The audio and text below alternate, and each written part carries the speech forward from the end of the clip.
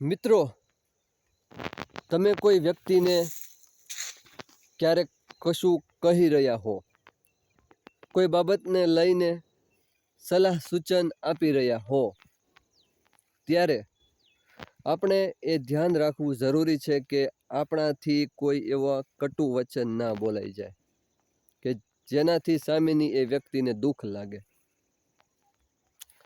આપણા માટે એ સ્વાભાવિક શબ્દો હોય, પરંતુ સામી વ્યક્તિને ઘણી વખત એવું બને એ શબ્દો લાગી આવે તેવા હોઈ શકે.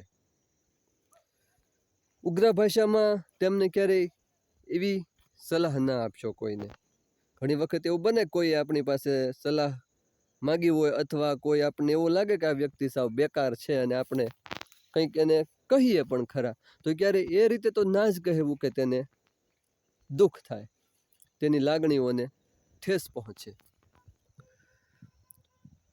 તમારે તેને શિખામણ દેવાનો સમય આવે તો તેને મીઠા શબ્દોમાં કહો, તેને પ્રેમથી વાત કરો, તેને ખભે હાથ રાખીને સ્નેહયુક્ત ભાષામાં કહો.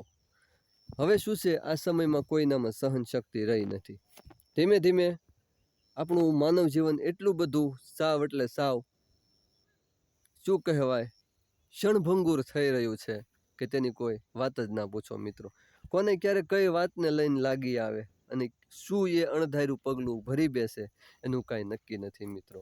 એટલે જ્યારે પણ એવો સમય જીવનમાં આપણે આવે કે કોઈને સલાહ દેવાનું થાય, ત્યારે આ રીતે મેં વાત કરી એ પ્રમાણે અવશ્ય ધ્યાન રાખવું મિત્રો, જેનાથી તમારું એ માર્ગદર્શન પણ તે વ્યક્તિને કામ લાગશે અને વ્યક્તિ તેનું પાલન પણ કરશે.